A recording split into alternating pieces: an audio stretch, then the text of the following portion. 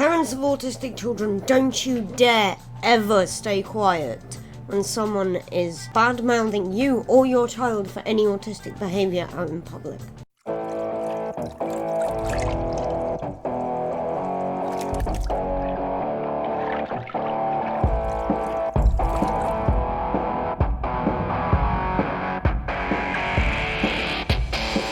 Hey guys, welcome back to the show, welcome back to the diaries. So, I wanted to give a little bit of advice to some parents with autistic children when out in public. There are plenty of different things you can do to help your autistic child in public, especially if you're shopping this close to Christmas. I've already given a few little tips for stuff like that in one of my previous videos. So if you want to watch that, you can. Otherwise, here we are. So, one of the biggest problems for autistic kids in public is noise. There are so many people, there's so much noise. So one good way of countering all that noise is ear defenders. If you want to put ear defenders on your kid because you know that you're going to be going somewhere that's noisy, somewhere that's going to have a lot of people, and you think it's going to help your autistic child stay a bit calmer, do it. Because ear defenders, even though some parents who could be watching this will sit there and be thinking, yeah, but ear defenders means that my kid's not going to be hearing me speak to them. That can be true. However, there is autistic kids out there who wear ear defenders that are still able to hear their parents.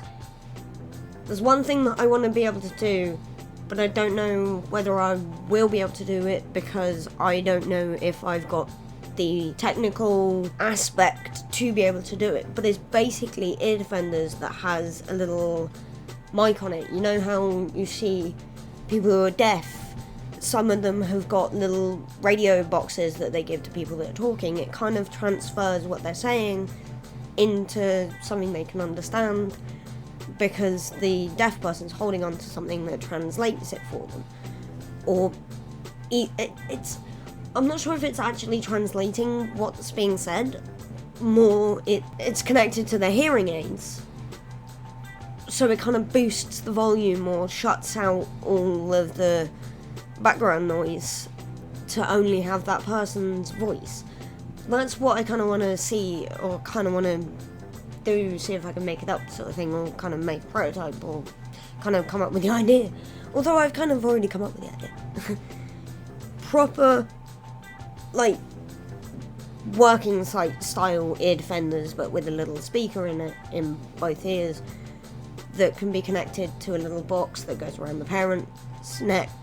So when the parent speaks, some people might turn around and say, yeah, but then the kid's gonna hear everything. Well, then you just kind of program it to only transfer the voice when the kid's name's mentioned first.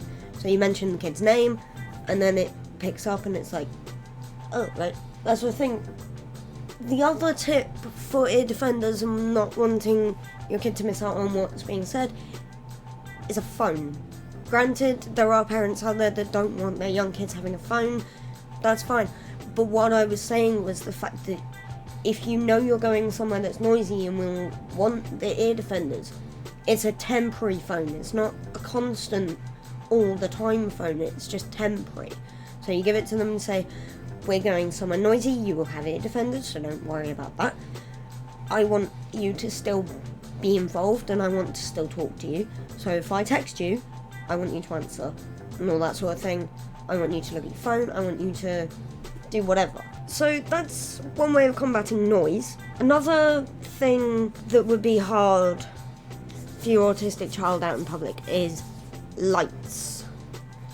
If it's too bright, if any lights are broken, if any lights are flashing, if it's too colourful and there's too many around, it can be irritating. I know for me that flashing lights are more irritating than most lights. And when I say flashing lights, I don't mean seeing pretty Christmas lights flash. That's fine, because I know that they're supposed to do that. If I look at a light and I know instinctively that's not how the light's supposed to be, the light's supposed to be soft and normal, it's not supposed to be flashing or anything like that, then it irritates me.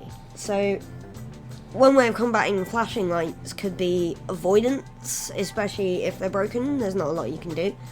You could mention it to whoever is the manager if you're in a cafe, restaurant, somewhere like that. You can mention it to the manager that the light's broken. You don't have to say, it's irritating my autistic kid, fix it. Just be like, just wanted to say that the light's broken. Well, it's not a major issue at the minute. My kid is autistic and I was just wanting to help out other autistic kids, sort of thing. Maybe not exactly like that, but it's that sort of thing. It's like you can tell people that things are happening, and you can tell people that things are in a certain way, and that if you're polite about it and you're discreet, sort of thing, people are more likely to help you. If you let your frustration get the better of you, people are less likely to help. The reason why I started today's video out is don't ever stay silent when someone's bad-mouthing you and your kid.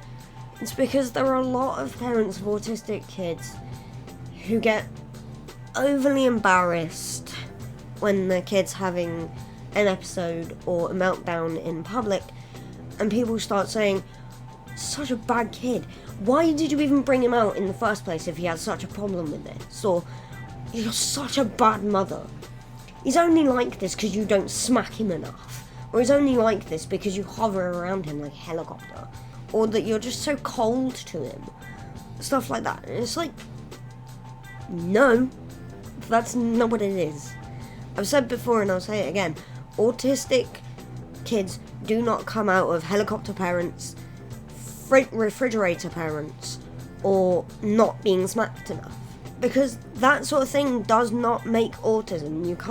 You're either born with it or you're not. You can't gain it later in life when you're older. You can't, like I said, you're either born with it or you're not. It's from birth or it's not there at all. So don't go feeling like you are the one to blame, because you're not the one to blame. My mum blames the doctors and nurses and the maternity nurses who are helping her get me out and everything for mine, because of the fact that I was facing the wrong way with the umbilical cord wrapped around my neck twice. And they tried to turn me with the umbilical cord wrapped around my neck. And my mum said she felt a really, really bad sharp pain. So I'm starting to wonder whether they tore a bit of the umbilical cord or the root of the umbilical cord where it's attached to the inside of the womb, sort of thing, which really didn't help because I was already starving myself of oxygen, going, I can see this world's evil, I don't want to be here, I'm not coming out, sort of thing. And then they're like, no, come on, you gotta turn around, you're facing the wrong way, So not only am I already there like, I'm also there like, so I'm twisting around, making it all worse.